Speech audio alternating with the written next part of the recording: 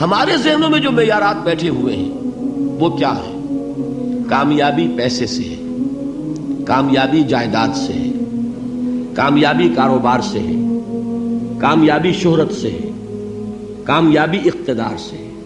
یہ معیارات ہیں. جو جتنا دولت مند اتنا کامیاب، جو جتنا مشہور اتنا کامیاب، جو جتنا پاپولر اتنا کامیاب، جو حکومت پر پہنچ گیا کامیاب، جس نے بڑا کاروبار جما لیا کامیاب، جس نے بہت جائیداد بنا لی کامیاب. یہی ہے اصل میں ساری بس کی گانٹھ.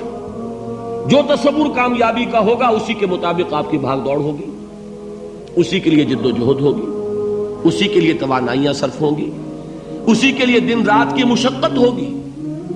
یہ ہے اصل شے جس کی یہاں نفی ہو رہی ہے.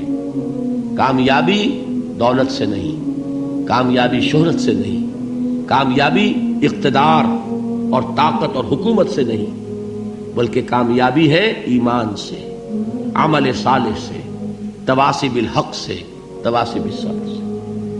آپ غور کیجئے اس نقطہ نظر کا، اس ایٹیچیوڈ کا، یہ جو مینٹل ایٹیچیوڈ ہے اس کا بدل جانا ہی انسانی شخصیت کے اندر انقلاب برپا کرے گا. اب آپ کا نتیجہ کیا نکلا؟ اگر تو دولت سے کامیابی ہوتی تو قارون بہت کامیاب تھا، اگر حکومت سے کامیابی ہوتی تو فرعون اور نمرود بہت کامیاب تھے. کامیابی ان سے نہیں ہے. کامیابی انسان دولت میں قارون کی دولت تک پہنچ جائے اور دنیا میں دبدبہ اور اقتدار اور سلطنت اور حکومت کے اعتبار سے وہ نمرود اور فرعون کا مقام حاصل کر لے، وہ ناکام ہے، خائب ہے، خاسر ہے، برباد ہے. اور ابو ذر غفاری کامیاب ہے، چاہے ان کے پاس کچھ نہیں تھا، جھونپڑی تک نہیں تھی، کوئی گھر نہیں تھا.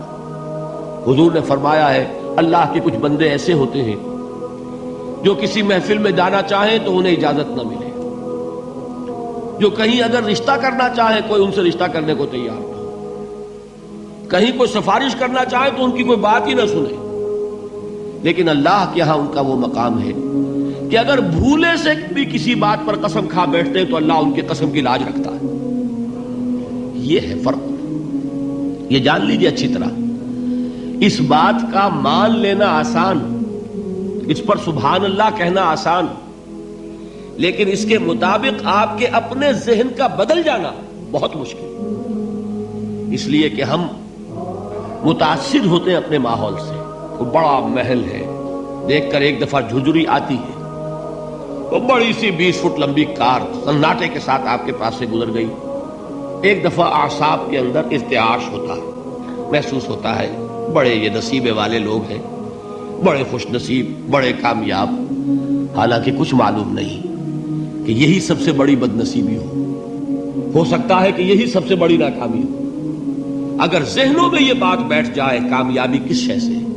یہی وجہ دیکھیے قرآن مجید میں بارہا آپ دیکھیں اولئک هم المفلحون، یہ ہے لوگ کامیاب ہونے والے. آج یہ آپ نے نماز میں وہ آیات سنی، یا ایھا الذین آمنوا ارکعوا واسجدوا واعبدوا ربکم وافعلوا الخیر لعلکم تفلحون.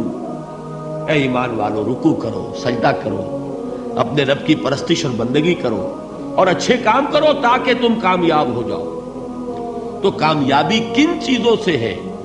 یہ ہے سب سے بڑا سبق. یہ ہمارے دل میں اگر بات بیٹھ جائے، ٹھک جائے، تو زندگی بدل جائے گی. صبح و شام بدل جائیں گے، نقشے بدل جائیں گے، بھاگ دوڑ کا رنگ بدل جائے گا، ویلیو سٹرکچر بدل جائے گا. آج وہ ایک چیز نہایت اہم نظر آ رہی ہے، کل نہایت غیر اہم نظر آئے گی. جیسے کہ حضور کی حدیث ہے مالی ولی الدنیا، مجھے تمہاری اس دنیا سے کیا سروکار ہے. انما مثلی کراکب استظل تحت شجرۃ ثم راح فترکھا، میری مثال تو اس سوار کی سی ہے جو تھوڑی دیر کے لیے ایک درخت کے سائے میں ٹھہرتا ہے سستانے کے لیے، پھر وہ اپنا راستہ لیتا ہے. اسے اس درخت سے مستقل تعلق اس کا نہیں ہے، وہ اس کا گھر نہیں، وہ اس کی منزل نہیں. اسی طرح یہ دنیا میرا گھر نہیں ہے. اب دیکھیے ہم کہتے ہیں انا للہ و انا الیہ راجعون، ہم تو مسافر ہیں، ہم اللہ کے پاس سے آئے، اللہ کی طرف ہمیں لوٹ جانا ہے. کن فی الدنیا کانک غریب و عابر سبیل، حضور فرماتے ہیں دنیا میں ایسے رہو جیسے کہ تم اجنبی ہو یا راہ چلتے مسافر ہو. لیکن یہ طرز عمل کب ہوگا؟ جبکہ یہ آیت ہمارے ذہنوں کے اندر بیٹھ گئی ہو.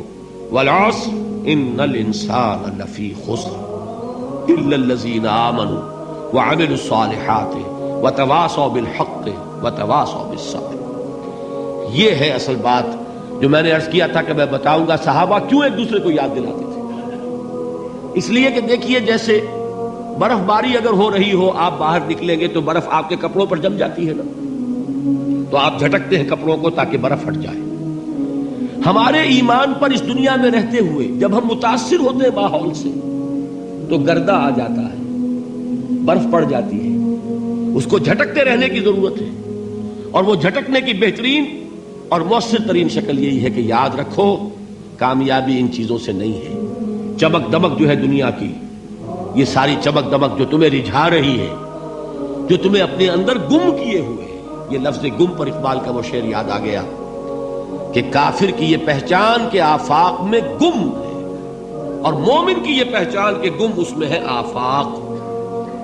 تم گم نہ ہو کر رہ جاؤ، اس میں مبہوت نہ ہو کر رہ جاؤ، مرعوب نہ ہو کر رہ جاؤ. دنیا ہی کی محبت تمہارے اوپر ڈیرے نہ ڈال دے، تمہارے دلوں کے اوپر مسلط نہ ہو جائے. لہذا تازہ کرتے رہا کرو والعصر ان الانسان لفی خسر الا الذین آمنوا وعملوا الصالحات وتواصوا بالحق وتواصوا بالصبر. پھر یاد کر لو، پھر تازہ کر لو اپنے اس یقین کو کہ کامیابی دولت سے نہیں، کامیابی ثروت سے نہیں، کامیابی اقتدار سے نہیں، کامیابی شہرت سے نہیں، کامیابی جائیداد سے نہیں، کامیابی ہے ایمان سے، کامیابی ہے عمل صالح سے، کامیابی ہے تواصی بالحق سے، کامیابی ہے تواصی بالصبر سے.